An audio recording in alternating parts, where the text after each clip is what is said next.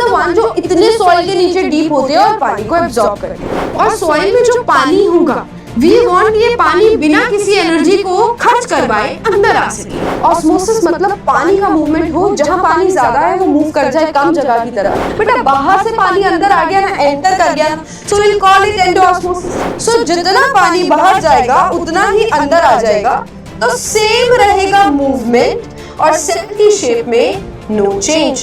Wall pressure वो pressure है जो सेल वॉल लगाती है towards the inside content of the cell. So transpiration occurs with the help of stomata. Hello my cute little ninjas, welcome back to ICSC वाला। My name is Upasna, your biology mentor, and आपको पता होगा कि हमारी चल रही है mind map series, जिसमें सारे सब्जेक्ट के सारे चैप्टर्स आपको माइंड मैप की फॉर्म में कराए जाएंगे। क्या फायदा होगा माइंड मैप का? एंड टाइम पे जो आप रिवीजन करते हो एग्जाम से पहले, उसमें हेल्प करेगा। हम पूरे चैप्टर को माइंड मैप में समराइज करने की कोशिश करेंगे और सारे पॉइंट्स बहुत अच्छे से पढ़ेंगे, ठीक है। सो जो पहला चैप्टर है, नॉट पहला चैप्टर बट आज का जो चैप्टर है, that is absorption by roots. Absorption by roots. So if you are ready, make sure कि आपके पास इसकी बुक ओपन है, ठीक है। बुक ओपन करके बैठे हो ताकि सारे पॉइंट्स आप रिलेट कर सको। So basically plant physiology start करी है, जिसके कुछ चैप्टर्स है। Basically absorption by roots, then transpiration, then photosynthesis, then chemical coordination in plants. तो ये ना बहुत ही छोटी छोटी यूनिट्स हैं, बट हम इनको इग्नोर नहीं करेंगे। ऑब्वियसली इसमें से भी क्वेश्चंस आते हैं। ह्यूमन फिजियोलॉजी के चैप्टर्स ज्यादा है तो उसका वेटेज ज्यादा होगा as compare to plant physiology, ठीक है। Is this clear? Now what are the topics in this chapter? Very simple. पहले तो अगर हम बात करें, पहले टॉपिक समझो एब्जॉर्प्शन बाय रूट्स। तो किस चीज का एब्जॉर्प्शन हो रहा है, फिर रूट्स ही क्यों एब्जॉर्ब कर रही हैं, फिर क्या क्या प्रोसेसेस है जिससे एब्जॉर्प्शन होता है। Then there are some experiments. Mind map में एक्सपेरिमेंट्स नहीं होंगे, एक्सपेरिमेंट्स के लिए आपको बुक रेफर करनी पड़ेगी या मेन लेक्चर्स देखने पड़ेंगे। So characteristics of roots for absorbing water, ये हम पहले स्टार्ट कर रहे हैं, ठीक है। यहां पर क्वेश्चन आता है, काफी इंपॉर्टेंट क्वेश्चन आता है कि क्या कैरेक्टरिस्टिक्स है रूट्स की कि वो बहुत अच्छे से पानी एब्जॉर्ब कर लेते हैं। Very very important. अगर इस चैप्टर से क्वेश्चन आता है ना, तो यहां से तो आता ही आता है। Roots are designed in a way कि वो पानी को अपने अंदर बहुत अच्छे से ले लेंगे, क्योंकि स्टेम पानी रिसीव नहीं कर रही है, लीफ पानी रिसीव नहीं कर रहे हैं। रूट्स आर द वन जो इतने सॉइल के नीचे डीप होते हैं और पानी को एब्जॉर्ब करते हैं। 3 मेन कैरेक्टरिस्टिक्स आर देयर, ठीक है। What are the characteristics? सबसे पहले तो है more surface area. So more surface area helps कि मोर सरफेस एरिया किस वजह से है? रूट हेयर की वजह से। Root hair in roots help in increasing the surface area. Help in increasing the surface area, right? Help in increasing the surface area. For example, if I talk about छोटा सा 4 महीने जितना एक राई plant की बात करें, उसके सरफेस एरिया को बढ़ाने के लिए रूट हेयर होंगे।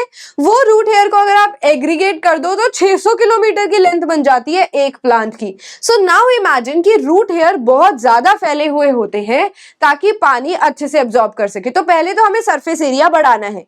आपको प्लांट जरूर सॉइल के ऊपर छोटा सा दिखता होगा, बट उसकी रूट्स बहुत ज्यादा स्प्रेड होती है। So first point is more surface area. Then second is how is the quality of the root hair. भाई क्या है इस रूट हेयर के अंदर? So it's very simple.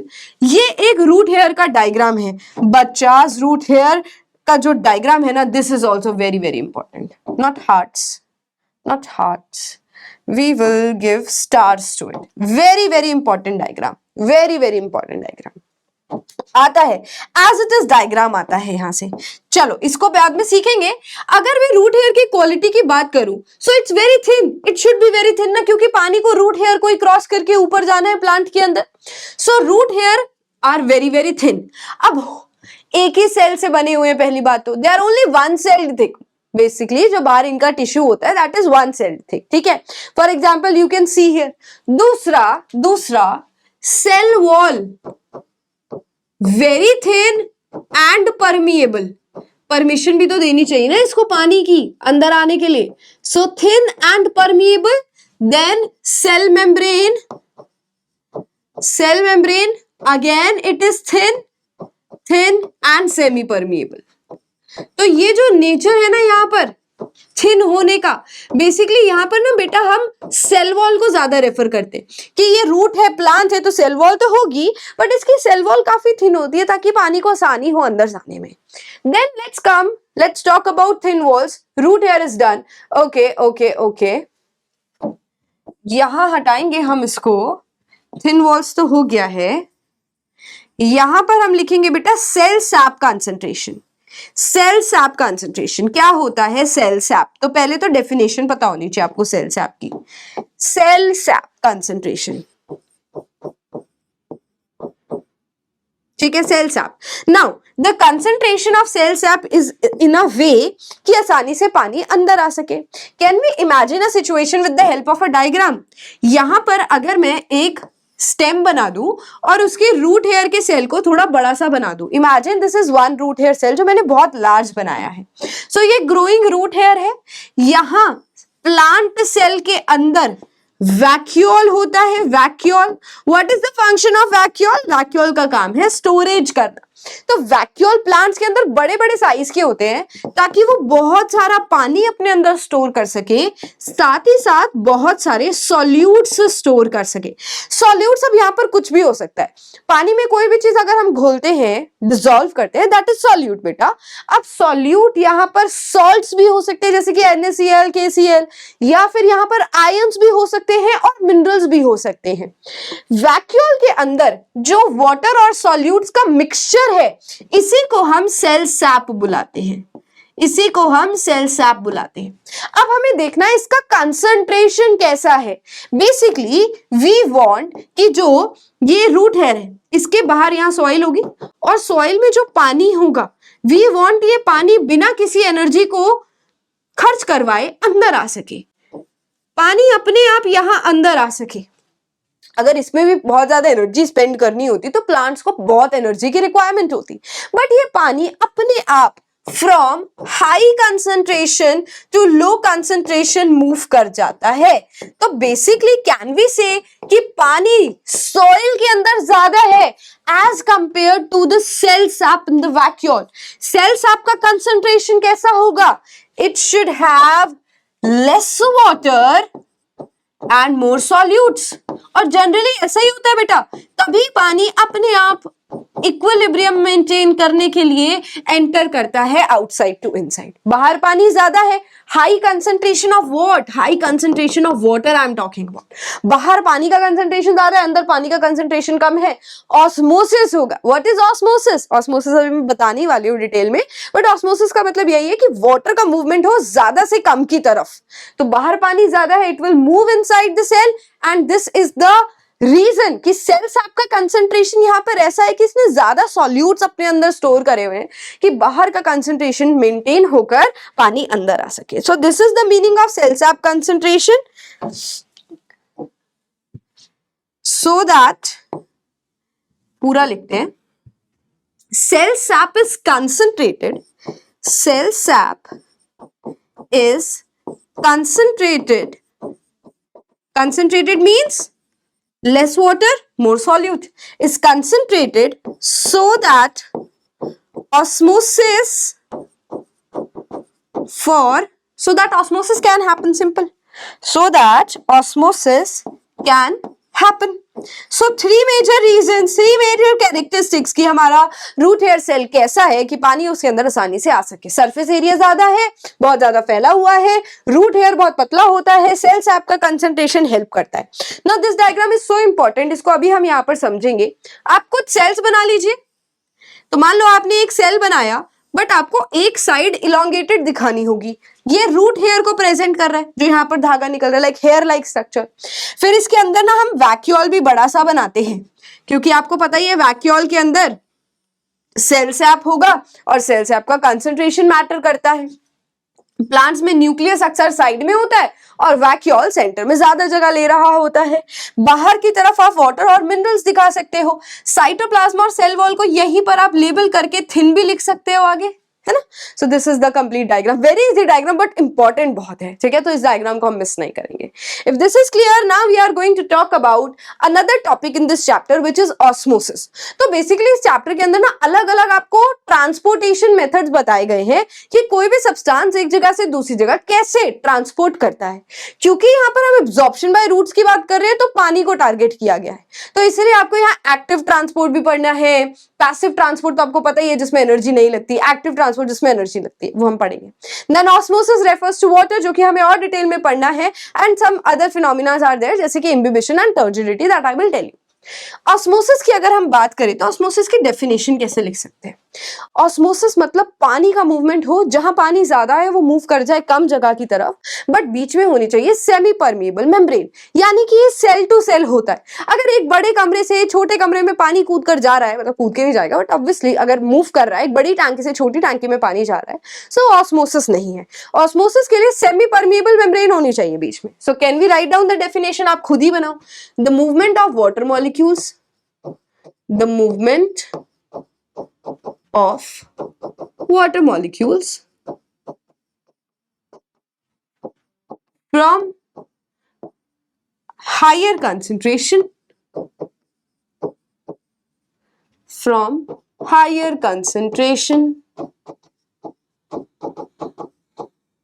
to lower concentration.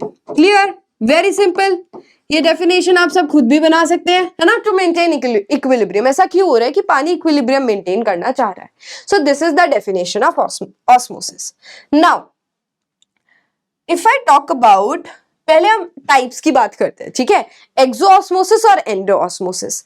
मान लो एक रेड ब्लड सेल है या फिर एक प्लांट सेल है, प्लांट सेल, ठीक है। सो ये हमने बना दी इसकी सेल वॉल और अंदर हम बना देंगे इसकी सेल मेम्ब्रेन।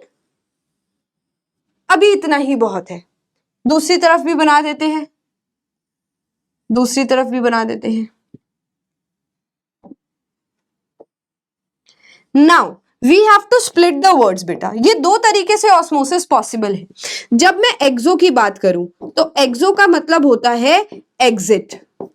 सो जब इस सेल के अंदर जितना भी वाटर होगा, चाहे वैक्यूल के अंदर हो या फिर ऐसे साइटोप्लाज्म के अंदर हो, बेटा वो वाटर मॉलिक्यूल्स जब इससे बाहर आ जाएं, एग्जिट कर जाएं, इसी को एक्सोऑस्मोसिस बोलते हैं। So when the water molecules come out from a cell या pass out या tend to move out from the cell, that is known as exoosmosis, ठीक है। So when water molecules move out from the plant cell, it is known as exoosmosis. एक्सो से याद रखेंगे exit. अच्छा, इसका result क्या होता है? इट रिजल्ट इनटू, इसका रिजल्ट क्या होगा? अगर बेटा इस सेल के अंदर सारा पानी बाहर आ जाएगा तो ये श्रिंक कर जाएगा। So result is shrinkage of cell. Very simple, cell बेचारा सिकुड़ गया, श्रिंक कर गया। Now the another condition is endosmosis. बाहर की तरफ वाले वाटर मॉलिक्यूल्स इसके अंदर एंटर कर रहे हैं, इसके अंदर एंटर कर रहे हैं। एंडो मतलब एंटर, एंडो मतलब एंटर। सो रिजल्ट क्या होगा इसमें? अगर बाहर वाले वाटर मॉलिक्यूल्स इसके अंदर एंटर कर रहे हैं, so we will call it endosmosis, जिसमें सेल का स्वेलिंग हो जाएगा। इसका रिजल्ट क्या होगा? बड़ा गंदा लिख दिया मैंने, थोड़ा सुंदर सा लिखते हैं। इसका रिजल्ट क्या होगा बेटा? Swelling of cell, swelling of cell, swelling of cell, ठीक है। So the question can come, अगर कोई सेल एंडोऑस्मोसिस कर रहा है तो रिजल्ट क्या होगा? बेटा बाहर से पानी अंदर आ गया ना, एंटर कर गया ना, so will call it endosmosis. और यहां से पानी बाहर जा रहा है, we will call shrinkage of cell. इसका रिजल्ट क्या होगा? बहुत ही पतला हो जाएगा, सिकुड़ जाएगा सेल। क्लियर है? Endosmosis and exosmosis. Now when it will happen, मतलब कब, कैसी, क्या सिचुएशन आने वाली है, यहां से क्लियर हो रहा है ना कि अगर सेल के अंदर पानी ज्यादा है तो बाहर जाएगा, सेल के बाहर पानी ज्यादा है तो अंदर आएगा। यहां पर आप फिश से भी एग्जांपल रिलेट कर सकते हो, फिश के साथ भी यही होता है।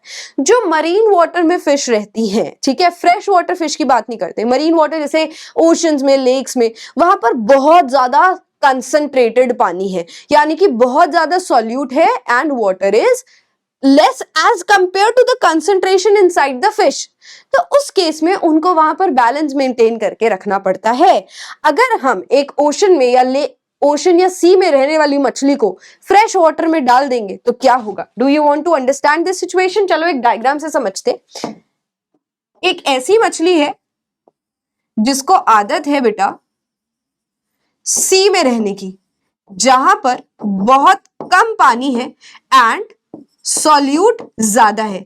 ध्यान रखना, जब मैं कम ज्यादा की बात करती हूं तो मैं कंसंट्रेशन की बात कर रही हूं with respect to this fish. इस फिश के लिए ये सुटेबल है। अब हम इसको ले आए फ्रेश वाटर के अंदर, what will happen? Fresh water मतलब बहुत ही कम सॉल्यूट्स होंगे, पानी ही होगा मोस्टली, है ना, नो सॉल्यूट्स। नाउ इस फिश की बॉडी के लिए, इस फिश की बॉडी के लिए जो कि अडेप्टेड थी ऐसे सी में रहने के लिए, इस फिश की बॉडी के साथ क्या होगा? अभी इस फिश की बॉडी के साथ ये अडेप्ट ही नहीं कर पाएगी, बिकॉज यहाँ पानी ज्यादा है, यहाँ पानी कम है, यहाँ पानी ज्यादा है। नाउ पानी इसकी बॉडी के अंदर एंटर कर जाएगा, पानी इसकी बॉडी के अंदर एंटर कर जाएगा एंड रिजल्ट क्या होगा? ये फिश फूल जाएगी बेटा, स्वेल कर जाएगी। सो this is the real example. समझ रहे हो ना? देखो इसीलिए डेड बॉडीज भी फूल जाती है जब पानी में होती है। क्या हुआ? ये नॉर्मल कम पानी में अडेप्टेड थी, अब बाहर बहुत ज्यादा प्योर वाटर इसको मिल गया। Now this water will start bulging inside, इसकी सेल्स के अंदर सारा पानी आता जाएगा एंड रिजल्ट ये होगा कि ये स्वेल कर जाएगी। ठीक है, ये स्वेल कर जाएगी। Now we have to define tonicity based on this. Tonicity क्या होता है? टॉनिसिटी वो नाम सुना है ना, हाइपरटॉनिक, हाइपोटॉनिक, आइसोटॉनिक, बेटा वो यहीं पर है। आओ मैं आपको बताती हूँ। Let me choose a very सुंदर सा कलर। ठीक है, अभी ग्रीन से काम चलाते हैं। टॉनिसिटी होता क्या है बेटा? हम पानी और सॉल्यूट का कंसंट्रेशन जब मेजर करें ना, उसको टॉनिसिटी बोलते हैं। सो एक है हमारे पास हाइपरटॉनिक सॉल्यूशन, हाइपरटॉनिक सॉल्यूशन, एक है हमारे पास हाइपोटॉनिक सॉल्यूशन और एक है हमारे पास आइसोटॉनिक सॉल्यूशन। तो पहले तो इन सॉल्यूशन को एग्जाम्पल से समझेंगे कि होता क्या है बेसिकली इन सॉल्यूशन में अगर किसी सेल को डाल दें। जब भी मैं हाइपरटॉनिक सॉल्यूशन की बात कर रही हूं तो मान लो आपने एक रेड ब्लड सेल लिया, एक रेड ब्लड सेल। अगर आप रेड ब्लड सेल को हाइपरटॉनिक सॉल्यूशन में डाल दोगे, यानी कि एक ऐसा सॉल्यूशन जिसमें वाटर लेस है और सॉल्यूट मोर है, अब बेचारे नए नए सेल को आपने ऐसे सॉल्यूशन के अंदर डाल दिया। Now this less and more is as per the concentration inside the cell always. ठीक है, मैं इसके रिस्पेक्ट में ही ये चीजें लिखती हूँ, सेल के रिस्पेक्ट में ये चीजें लिखी हुई होती है। तो पानी कम है, किसके कंपैरिजन में कम है? सेल के कंपैरिजन में कम है, तो बेचारा ये सेल अपना पानी बाहर देगा। नेचर का रूल है, पानी को इक्विलिब्रियम मेंटेन करना है, ऑस्मोसिस करना है। अच्छा, ऑस्मोसिस का रूल एक और क्या था? The movement of water molecules from higher concentration to lower concentration through semi-permeable membrane. Through semi-permeable membrane. तो यहां सेल के बाहर जो मेम्ब्रेन होगी वो कौन सी होती है बेटा? सेमी परमिएबल मेम्ब्रेन ही होती है ना? This membrane is what? Semi permeable membrane. तो यहीं से ऑस्मोसिस होने वाली है।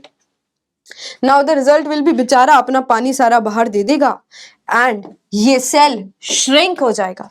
The result will be that this cell will shrink, ये बिल्कुल श्रिंक हो जाएगा सेल। यस, तो अब क्वेश्चन कैसे आएगा? एमसीक्यू फॉर्म में आ सकता है कि क्या हुआ बेचारे इस सेल के साथ। सो इसका रिजल्ट क्या है? Shrinkage, shrinkage. और क्या हम बोल सकते हैं कि एक्सोऑस्मोसिस होता है हाइपरटॉनिक सॉल्यूशन के अंदर। तो क्या मैं यहां पर एक्सोऑस्मोसिस भी लिख दूं? क्योंकि कॉन्सेप्ट तो वही है, आपको रिलेट करना है बेसिकली। डन, क्लियर है। नाउ कम टू हाइपोटॉनिक, उल्टा होगा इसमें। Again we will take a red blood cell और उसको अगर हम हाइपोटॉनिक सॉल्यूशन के अंदर डाल दे। Now it is a solution जिसमें इस सेल के कंपैरिजन में water is more but solute is less. ठीक है, अब बाहर पानी ज्यादा है, पानी इसके अंदर एंटर करना शुरू कर देगा एंड रिजल्ट विल बी कि ये रेड ब्लड सेल बिल्कुल फूल जाएगा, स्वेल हो जाएगा, स्वेल। ठीक है, स्वेल हो जाएगा। सो हाइपोटॉनिक, स्वेल। कैसे याद रखेंगे? हाइपो हिप्पोपोटामस बहुत ही मोटा सा जानवर होता है। हाइपर, आर की स्पेलिंग बहुत प्रोमिनेंट है, यहां पर भी आर बहुत प्रोमिनेंट है, सो यहां पर सेल की श्रिंकेज हो जाएगी। Clear, very clear. Now if I talk about isotonic solution, तो बेटा यहां भी कंडीशन तो सेम ही है। Let's take another red blood cell, but बेटा जितना पानी बाहर इज इक्वल टू, देखो मैं इज इक्वल टू इसमें ऐसे लगा रही हूं, वैसे इज इक्वल टू ऐसे लगाते हैं ना, मैंने ऐसे लगा दी, is equal to the water inside this cell. So जितना पानी बाहर जाएगा उतना ही अंदर आ जाएगा, तो सेम रहेगा मूवमेंट और सेल की शेप में नो चेंज, सेल की शेप में नो चेंज। और यहां एंडोऑस्मोसिस हो रहा है, क्या हाइपोटोनिक को हम एंडोऑस्मोसिस से रिलेट कर सकते हैं? सो एंडोऑस्मोसिस किस में होता है? ऑस्मोसिस,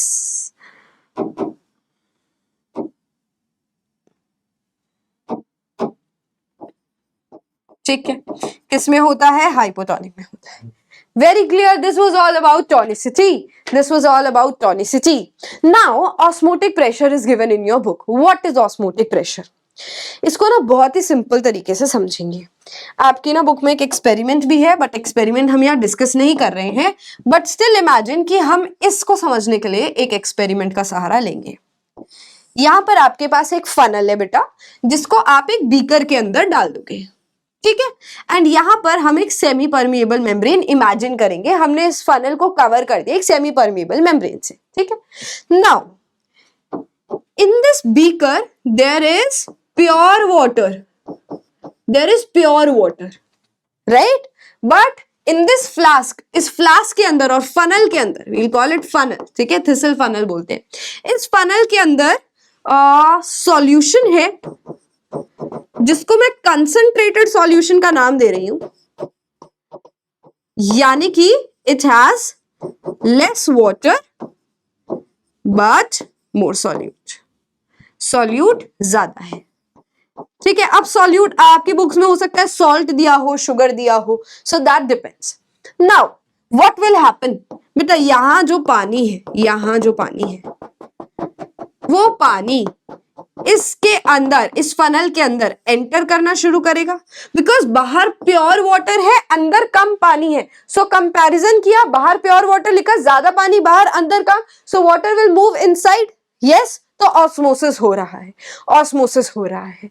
सो इसको ना बहुत ही अगर हम फन तरीके से समझे, मान लो कि आपको मेजर करना है कि कितना परसेंट ऑस्मोसिस हो रहा है या कितने वाटर मॉलिक्यूल्स का ऑस्मोसिस हो रहा है, तो अच्छी बात तो ये कि आपको यहाँ मेजर करने के लिए नहीं आएगा, आपको सिर्फ एक कॉन्सेप्ट समझना है कि ऑस्मोटिक प्रेशर क्या होता है। So basically osmotic pressure is, हमें कैलकुलेट करना है कि ये ऑस्मोसिस जो हो रहा है, अगर हम इसको रोकना चाहें तो हम कितना प्रेशर लगाएं। सो जो प्रेशर आप लगाओगे ऑस्मोसिस को रोकने के लिए, दैट इज ऑस्मोटिक प्रेशर। तो आप बेसिकली इमेजिन करो कि यहां से 10 पानी के मॉलिक्यूल्स हैं जो कि बहुत लड़ाई करने के लिए बहुत ही ताकतवर मॉलिक्यूल्स हैं, ठीक है, एंटर कर रहे हैं। Imagine 10 water molecules are entering, तो आप बोल सकते हो कि ऑस्मोसिस कितनों का हो रहा है? 10 वाटर मॉलिक्यूल्स का हो रहा है, फॉर एग्जाम्पल। अब ऑस्मोटिक प्रेशर क्या है? आपको यहां इनको अंदर आने से रोकना है, तो आप यहां पर प्रेशर आना लगाना स्टार्ट करोगे, है ना, आप यहां पर प्रेशर लगाना स्टार्ट करोगे, यस, यहां पर प्रेशर लगाना स्टार्ट करोगे कि ऑस्मोसिस ना हो। सो आप 10 को रोकने के लिए यहां पर भी 10 चीजों का इस्तेमाल करोगे कि ये आ ना सके, है ना, just an example to make you understand. तो ऑस्मोटिक प्रेशर वही होता है बेटा कि कम से कम कितने गुंडे लगेंगे इन पानी के गुंडों को अंदर आने के लिए, रोकने के लिए, कि हम नहीं चाहते ये ऑस्मोसिस हो। अब डेफिनेशन समझो इसकी, osmotic pressure is the minimum pressure, कम से कम pressure that must be exerted, जो लगाना पड़ेगा to prevent the passage of the pure solvent into the solution. इस प्योर पानी को, कहां गया ये रहा, इस प्योर पानी को अंदर आने से रोकने के लिए कितना प्रेशर लगाना पड़ेगा, दैट इज ऑस्मोटिक प्रेशर, ठीक है। सो नाउ नो रटाफाइंग, आप इसको बार बार पढ़ोगे आपको समझ आ जाएगा। कम से कम प्रेशर जो हमें लगाना पड़ेगा कि हम प्योर सॉल्वेंट क्या है? पानी के गुंडे, प्योर सॉल्वेंट को रोकने के लिए सॉल्यूशन में एंटर जो हो रहे थे पहले, उसको रोकना है। Is this clear? नाउ अच्छा, तुम्हें पता है अब तुम्हें टॉपिक अगर क्लियर होते जाते हैं तो तुम्हें क्या भेजना है कमेंट्स में, you have to send the orange hearts. This is the same diagram. यहां पर ना पिस्टन का इस्तेमाल किया है। पिस्टन हम यूज करते हैं, जैसे ये हमारा एक्सपेरिमेंट है, यहां पर मुझे अब इस पानी को अंदर आने से रोकना है, so I will use a piston and after adding piston ये पानी अंदर नहीं आ पाएगा। ठीक है। Now, what are the forces contributing to ascent of sap? Basically, हमने देखा ऑस्मोसिस, तो आपने समझा ऑस्मोसिस के अराउंड कितनी बातें हैं, ये हमने समझा। बट चैप्टर है हमारा एब्जॉर्प्शन बाय रूट्स, यानी कि रूट्स ने तो पानी एब्जॉर्ब कर लिया। नाउ द कॉन्सेप्ट इज कि इस पानी को ऊपर तक पहुंचाना है, लीफ तक। और कुछ पेड़ तो इतने बड़े बड़े होते हैं कि हमें बिल्कुल ऐसे देखना पड़ता है ना। सो अगर उनके अंदर पानी ऊपर जा रहा है, यानी कि कुछ फोर्सेस लग रहे हैं जो पानी को नीचे से ऊपर तक खींच रहे हैं। So there are 4 main forces. The first force is root pressure. So what happens in the root pressure, basically ये हमारे पास रूट्स वाला एरिया है ना, ये रूट हेयर वाला एरिया है। सो यहां पर हाई ऑस्मोसिस होता है, प्रेशर डिफरेंस होता है, more pressure in the root area and less pressure in the upper area, जो कि लीव्स वाला एरिया है। तो नीचे ज्यादा प्रेशर, ऊपर कम प्रेशर। इस प्रेशर डिफरेंस की वजह से पानी नीचे से ऊपर की तरफ पहुंचता है। So root pressure, high root pressure. फिर ऊपर मैंने आपको बताया कि प्रेशर कम है लीव्स की साइड। वो कम क्यों है? बिकॉज बेटा पानी ऊपर से लगातार इवापोरेट होता रहता है। So can I write it down? Transpirational pull क्या होता है? The force generated due to transpiration of water, due to transpiration of water from the leaves is known as transpirational pull। कि जो फोर्स जनरेट हुआ, ट्रांसपिरेशनल पुल क्यों होता है? क्योंकि लीफ जो है वो ऊपर से पानी को इवापोरेट कर रहे होते हैं एंड उसमें जो पानी निकल जाएगा वो low concentration, low pressure create करता है। नीचे रूट्स में बहुत ज्यादा ऑस्मोसिस हो रहा है, वहां हाई प्रेशर है। Because of pressure difference water starts to move upwards. ठीक है। Now I have to, okay, then is capillarity. What is capillarity? Capillarity means, देखो यहां हमारे पास स्टेम है, ये हमारे पास स्टेम है, स्टेम के बीच में जाइलम टिश्यूज है, जाइलम वेसल्स है ना, ट्रैकाइड सेल्स है। तो बेसिकली बेटा ये जान के नैरो साइज के होते हैं, नैरो साइज के होते हैं, है ना। सो narrow capillary tubes, narrow capillary tubes, पतली पतली कैपिलरी ट्यूब्स होती हैं। जिससे फायदा क्या होता है कि अगर वाटर मॉलिक्यूल्स यहां तक भी आ गए ना ऑस्मोसिस की हेल्प से, now it will be easy for these molecules to move to the upper side. जैसे कि जब हम फ्रूटी पीते हैं स्ट्रॉ से, या कुछ भी जब आप स्ट्रॉ से पीते हो तो आप माउथ से सक करते हो और अचानक से वो पानी आपके मुंह के अंदर आ जाता है या फ्रूटी मुंह में आ जाती है ना। सो यहां पर भी हम जो सक कर रहे हैं, हम अपने माउथ से सक कर रहे हैं। अब लीव्स में कौन सक कर रहा है, प्लांट में कौन सक कर रहा है? ट्रांसपिरेशनल पुल की वजह से सकिंग प्रेशर क्रिएट होता है, creates suction force, creates suction force. तो जैसे हमने तो अपने माउथ से सक किया, यहां पर ट्रांसपिरेशनल पुल की वजह से खिंचाव जनरेट हुआ, तभी पुल है। देखो पानी निकल रहा है ऊपर से तो खिंचाव जनरेट हो रहा है, यानी कि कोई ऊपर है जो पानी को खींच रहा है। ये पाइप की तरह काम करेगा जो नीचे से पानी को ऊपर की तरफ पहुंचा देगा। और सॉइल में तो फ्रूटी जैसे भरी हुई है हमारे ग्लास में, या सॉइल में पानी भरा हुआ है। So capillarity also helps. ठीक है। Then last is adhesion and one more I should write, that is cohesion. Adhesion क्या होता है? The property of water molecules to attach to the surface। बेटा ये वाटर मॉलिक्यूल्स जब सरफेस पर attach करते हैं, the property of water molecules to attach to the surface is known as adhesion. ठीक है, सरफेस से जो अटैचमेंट हो रहा है दैट इज एडेशन। और दूसरा होता है कोहेजन। कोहेजन फोर्स क्या होता है? The property of water molecules to attach with each other. So basically water molecules has this cohesive property कि water molecules एक दूसरे से attached होते हैं। Got it? So these are the 4 contribute forces जो कि कंट्रीब्यूट करते हैं ascent of sap. Ascent of sap means movement of water molecules with the help of xylem tissue is known as ascent of sap. Now what is this? ये क्या है?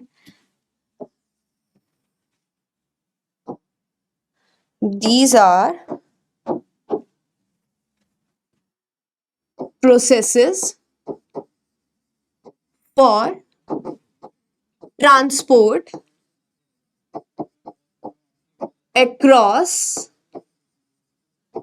membrane और cells we can say. कौन कौन से forces है जो कि ट्रांसपोर्ट में हेल्प कर रहे हैं? पहला फोर्स यहां पर लिखा है बेटा डिफ्यूजन. डिफ्यूजन मतलब मॉलिक्यूल्स आयंस या फिर वाटर का मूवमेंट भी हो सकता है. ये मूवमेंट हो रहा है from higher concentration to lower concentration. For example पड़ोसियों के घर में गाजर हलवा बना तो हमें खुशबू आ जाती है क्योंकि डिफ्यूजन हो रहा है. वो जो गाजर के हलवे की खुशबू है वो मॉलिक्यूल्स जो है वो डिफ्यूज कर रहे हैं एक कमरे से दूसरे कमरे में, एक घर से दूसरे घर में. So movement of water molecules, ठीक है, या फिर आयंस या solid molecules from high concentration to low concentration. Then what is osmosis? पहले तो हम ये समझेंगे कि ऑस्मोसिस सिर्फ और सिर्फ पानी के लिए इस्तेमाल होता है और osmosis we can say is a type of diffusion only, ठीक है, but it refers to water molecules. And another requirement जो ये कहता है that it requires semi permeable membrane. ये कहते हैं कि मुझे semi permeable membrane तो चाहिए, नहीं तो ऑस्मोसिस नहीं बनूंगा, ऑस्मोसिस नहीं कहलाया जाएगा. So water molecules ज्यादा से कम जगह पर मूव करेंगे, ठीक है. Now across a partially permeable membrane, बेटा ये semi permeable membrane ही partially permeable membrane है. Next is active transport. Now active transport is also movement of molecules, but इसके नाम में active इसलिए लगाया बेटा क्योंकि ये movement low concentration से हाई कंसंट्रेशन की तरफ की जाती है. अभी तक हमने क्या पढ़ा? हाई टू लो पढ़ा, जो कि बिना एनर्जी के स्पेंड किए हो रहा था. बट जब हमें लो टू हाई मूवमेंट करानी है सब्सटेंसेस की, तब एनर्जी रिक्वायरमेंट होती है. तो एटीपी की फॉर्म में यहां पर एनर्जी प्लांट सेल्स खर्च करते हैं. अब एक्टिव ट्रांसपोर्ट का एग्जाम्पल प्लांट्स के केस में क्या है बेटा? Movement of solutes, movement of solutes from soil to root cells. Soil में जो सॉल्यूट्स होते हैं from soil to root cells. So soil के अंदर जो सॉल्यूट्स है वो बहुत कम है as compare to the solutes जो सेल सैप के अंदर पड़े हुए हैं रूट हेयर सेल के. बट अभी भी हम लो वाले कंसंट्रेशन से ही मॉलिक्यूल्स का मूवमेंट हाई कंसंट्रेशन करा रहे हैं. तो प्लांट्स इस चीज के लिए क्या करेंगे? एनर्जी खर्च करेंगे, जिसको एक्टिव ट्रांसपोर्ट बोला जाता है. ठीक है. Now next is your turgor pressure and wall pressure. ये हम ऑस्मोसिस से ही रिलेट करेंगे. एक प्लांट सेल है, बारिश हो रही थी अच्छी खासी, तो प्लांट सेल ने अपने अंदर पानी भर लिया एंड प्लांट सेल का जो वैक्यूल है वो बेटा बहुत ज्यादा पानी से भरा हुआ है. ठीक है. So let's just say that this is the vacuole. पहले मेरा डायग्राम देखो फिर इस डायग्राम पर आना. ये वैक्यूल है, ये प्लाज्मा मेम्ब्रेन है बेटा, और ये बाहर होगी इसकी cell wall. This is the cell wall. So now what happens? अब ऐसी सिचुएशन है कि इसके अंदर बहुत सारा पानी भरा हुआ है, वैक्यूल के अंदर बहुत सारा पानी भरा हुआ है. जब सेल के अंदर बहुत ज्यादा पानी भर जाता है और पानी ऐड नहीं हो पाता है, we call it turgid cell. एक गुब्बारा जिसके अंदर अगर थोड़ा सा भी और पानी भर दिया ना तो वो फट जाएगा. सेम टर्जिड गुब्बारा, टर्जिड सेल जिसके अंदर मैक्सिमम पानी आ चुका है. ठीक है.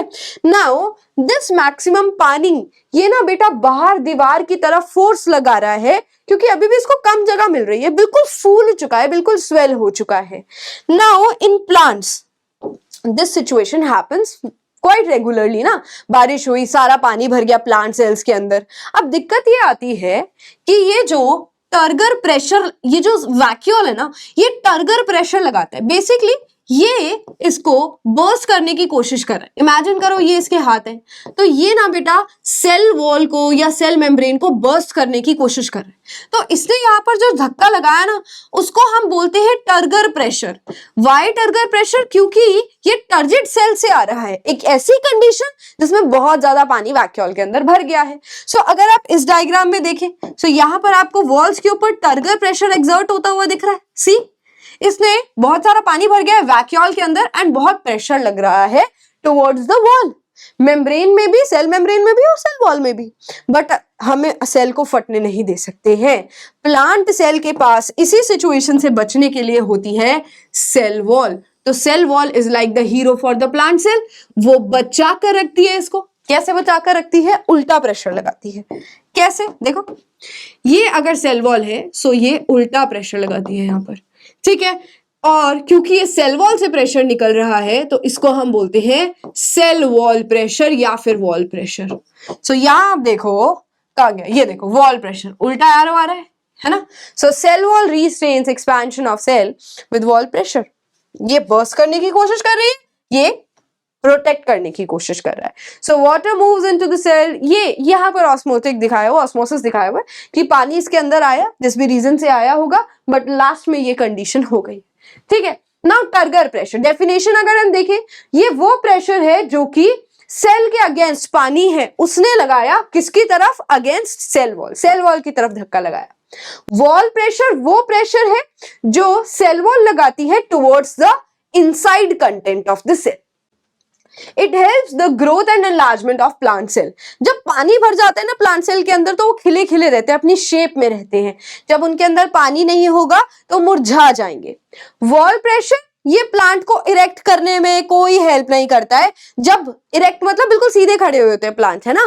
Why? Because they have turgid condition, उनके अंदर टर्गर प्रेशर है।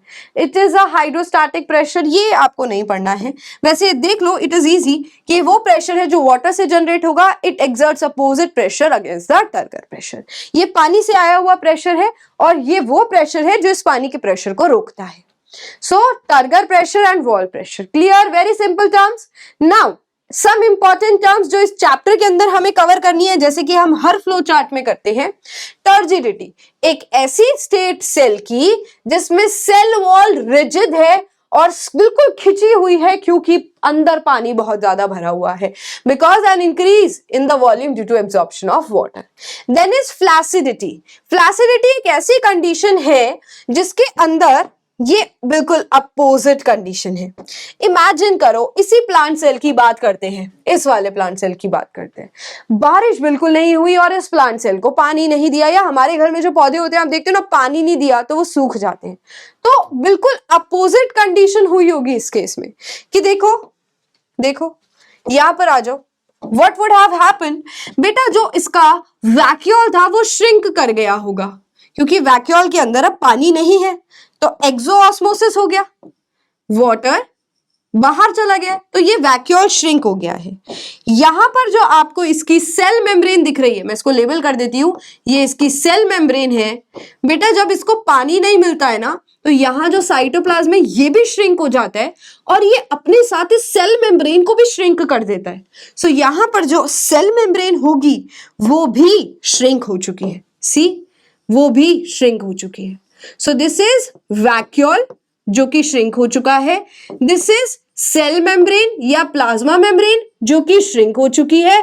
बट क्या साथ में सेल वॉल भी श्रिंक होगी? So the answer is no. Cell wall rigid रहती है, सेल वॉल रिजिड रहती है, सख्त है सेल वॉल, ठीक है। सो इसी को हम प्लाज्मोलाइसिस बोलते हैं। फ्लैसिडिटी पे आएंगे, प्लाज्मोलाइसिस पढ़ो।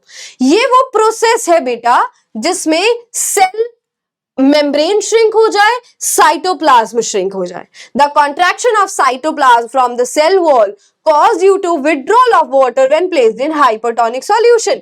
या तो हम इस सेल को हाइपरटोनिक सॉल्यूशन में रख दें जिसमें पानी बाहर बहुत कम था तो इस बेचारे को अपना पानी बाहर देना पड़ा, या फिर गर्मी पड़ गई और इसका पानी ट्रांसपिरेशन में उड़ गया तो बिल्कुल सूख जाएगा।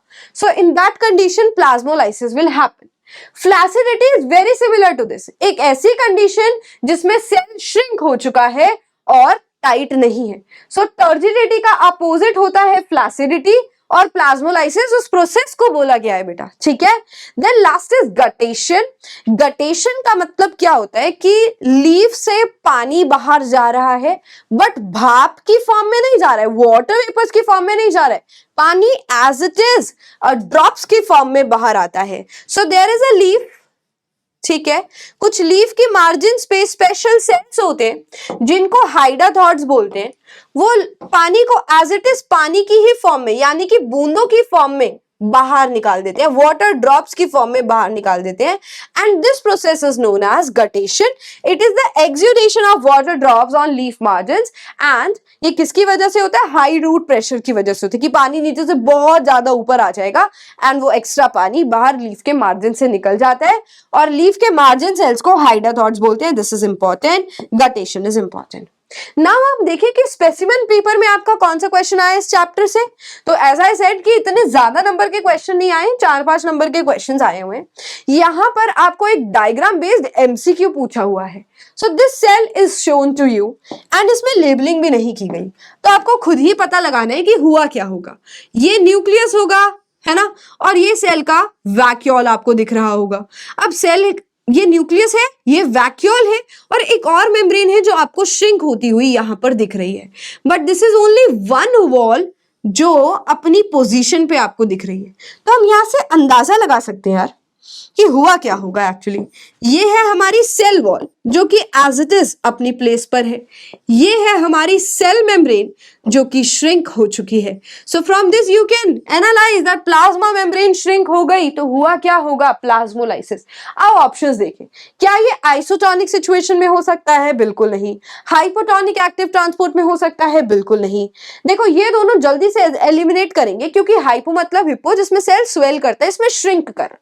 हाइपरटोनिक एंडोऑस्मोसिस, बेटा अगर एंडो मतलब अंदर, अगर सेल के अंदर पानी आ रहा होता तो हाइपरटोनिक सॉल्यूशन नहीं होती वो कंडीशन, तो कैंसिल। हाइपरटोनिक एक्सोऑस्मोसिस, क्यों आई सेल की ये कंडीशन? क्योंकि इसने अपने अंदर का सारा पानी बाहर फेंक दिया, इसी को हम एक्सोऑस्मोसिस बोलते हैं।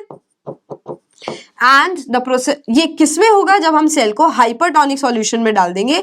एक ऐसा सॉल्यूशन, हाइपरटोनिक सॉल्यूशन एक ऐसा सॉल्यूशन होता है जिसमें लेस वाटर होगा, less water as compare to the water inside the cell. Now another question, explain the term active transport. तो आप define कर लेंगे. So it is a transport or we can say the movement of molecules from lower concentration to higher concentration by using energy in the form of ATP. Name the structure through which transpiration and guttation occur in the plants. So transpiration occurs with the help of stomata. Transpiration occurs with the help of stomata and guttation occurs with the help of हाइडाथॉड्स।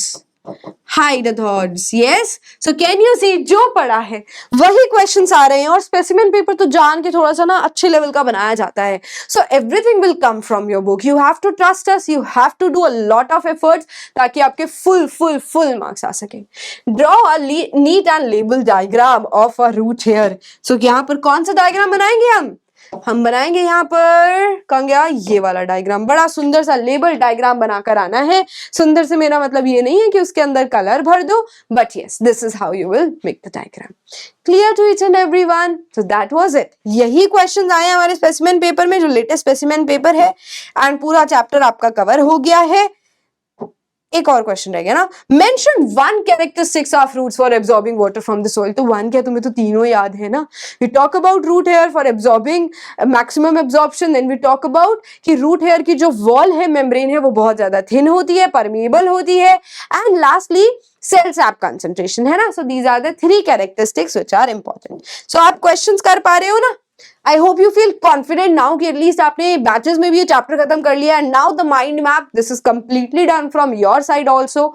So I hope आपको समझ आया होगा। सो आपको पता है comments में क्या लिखना है, एंड आप कौन सी गैंग के बच्चे हैं ये भी कमेंट्स में लिखना है। And bye bye, love you all. जल्दी मिलूंगी मैं आपको नेक्स्ट वीडियो के साथ। Take care.